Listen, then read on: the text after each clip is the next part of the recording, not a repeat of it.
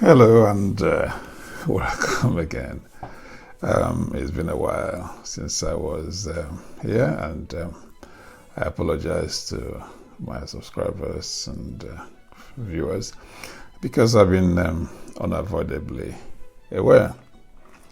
Today, I want to begin from somewhere in the proverbial beginnings as a foundation for what I'm going to discuss in subsequent videos. And that is about the creation of the first human beings in the world as told in the Bible. Ordinarily, that story doesn't warrant discussion, but some people still believe in it as actually an account, truly, of how the first humans appeared on earth. Billions of people still believe them in churches and in mosques and some other synagogues and other places. So, it's the story of the creation of man or human beings, specifically of Adam, Eve, and their children and offspring. Is that story a reflection of reality? Or is it something different? And I wish to say, because an understanding of that story will give us a fair idea of how to understand the rest of the stories in the Bible. So is it a real story or a mythical, non-factual story? Now, if you go to Genesis 1 to 5, you see the account of creation. And each of the stories begin like this. God said this, God said that, God did this, God said, let us do this. Now, of course, the first thing to understand is that nobody could tell the story of how the world was created or the first human beings were created, because nobody was there. And the story itself is much, much, much, much older than anybody who told it. So nobody could have witnessed how the world was made or how the first humans were created in order to tell the story and to quote what God supposedly said. God said, let's do this. God said, let's do that. So nobody could tell that story. So let's get that out of the way.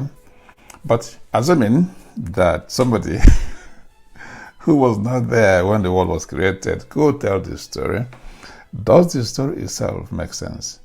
And does the story add up if you look at it critically?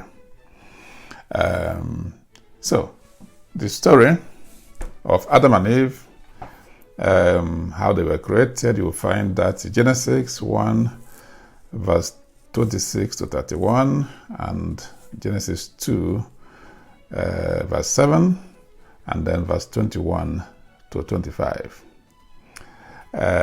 So it begins, it says that God created Adam from the earth just the same way God created all the animals from the earth. So he formed them from the earth. But when it came to creating Eve, that God did not form Eve from the earth, but took a rib out of Adam, and then from that rib made Eve. So which implies that Eve, the woman, wasn't original, wasn't authentic, was an afterthought, and was not actually anywhere comparable or equal to Adam. But that's a point that I'm going to discuss later in a subsequent video. So, God of the Bible formed Adam from the earth and Eve from the rib of Adam. But what is Adam? Who was Adam? Now, the word Adam isn't actually the name of anyone. it isn't a proper noun or a proper name. It's actually the name of earth in Hebrew. Earth, ground, red soil. So it isn't really the name of anybody, but as a term that refers to humanity in the sense that human beings were supposedly created from the ground. So Adam equals ground or earth.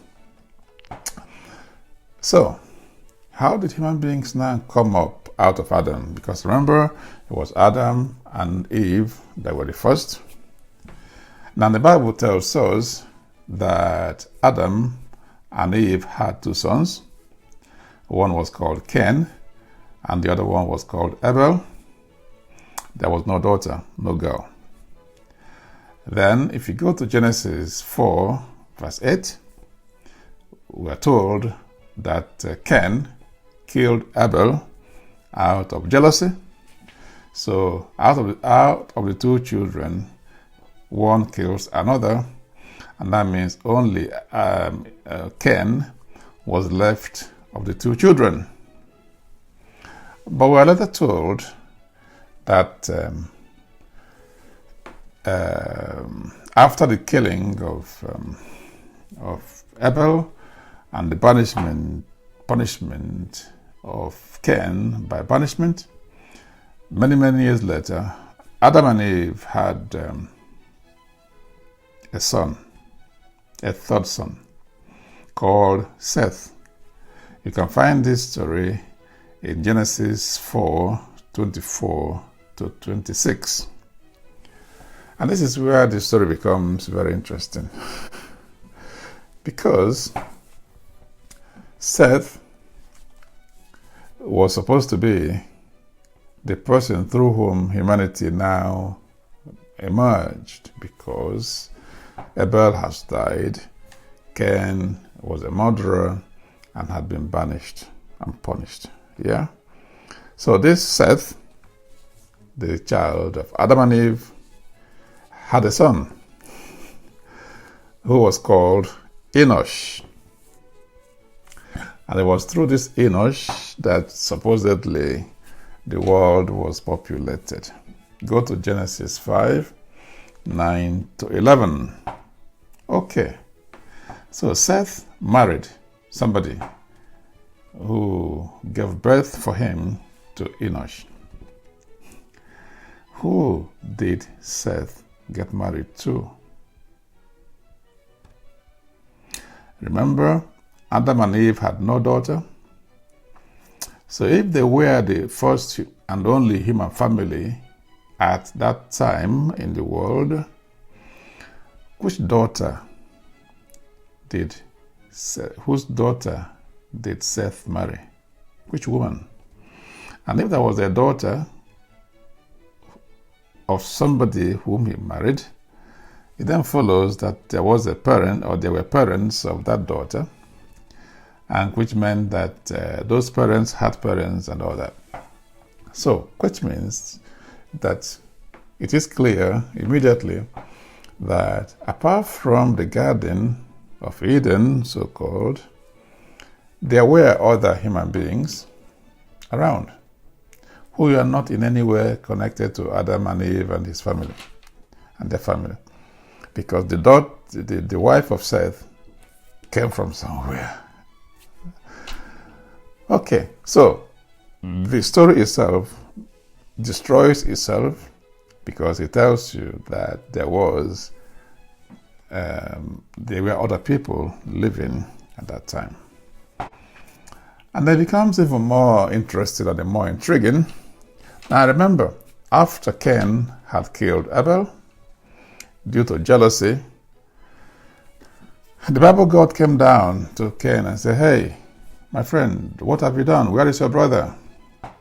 And he says, "Well, I am not my brother's keeper. Why are you asking me that?"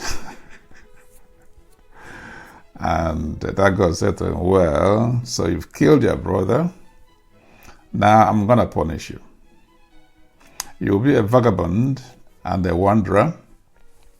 The land will be difficult to cultivate for you. You will struggle to make your own food. and you wander about. And now Cain says, well, my punishment is too much. If I wander about, they will kill me. People will kill me.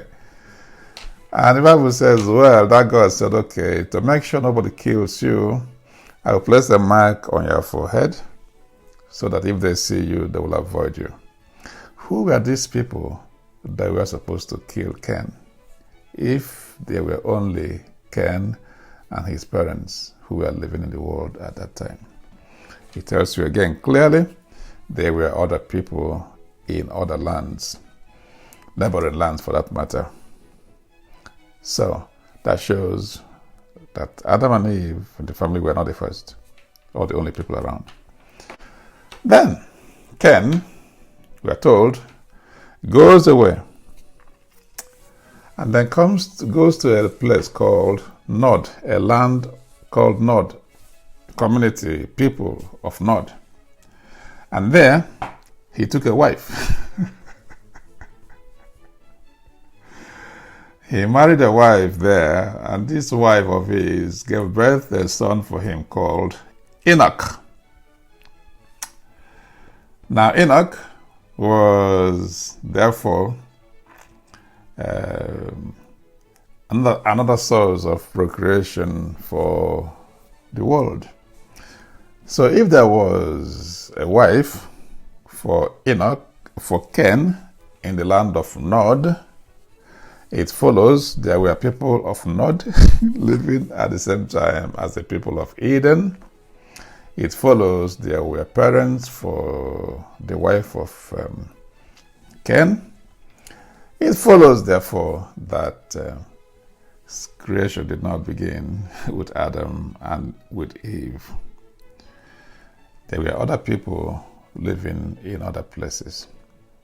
So it's immediately clear to even a toddler who reads the story of Genesis that the story of creation was not real, it's not factual. But what about the age of the universe? How old is the universe? If you follow the Bible, you would, by Bible accounts, the universe is only about 6,000 years by account of creation in the Bible. But scientifically, astronomically, anthropologically, archaeologically, the age of the universe has been estimated to be about 13.5 billion years. 13.5 billion years old. That is how long scientists have, through calculations, determined the age of the world to be. Now, they could be wrong, of course, because nobody was there, like I said, and nobody could tell for a fact, but there are scientific means of determining. So thousands of years is not difficult for them to determine. Billions of years, I don't know. But certainly, the world is not 6,000 years old, as the Bible would have us believe. So this leads us to the only logical conclusion to reach about Adam, Eve, Cain, and Abel, the creation of these people, is that it's simply a mythical tale about the beginnings of man or human beings as understood by the particular people that tell the story. There are as many creation stories or myths around the world as there are peoples around the world. And these stories depict the universe and creation as beginning in the land of the people telling the story. So if you ask, therefore, somebody in Ghana how the world started, they will tell you that their forefather was the first people that were created were their ancestors. If you ask somebody in Native America, they will tell you that the first people that were created were their own ancestors. If you go to India, wherever. So people tell these tales not out of knowledge, but simply out of a way, out of a desire to explain the universe, explain creation. They are not factual, they are only mythical, because nobody was there when the world was created.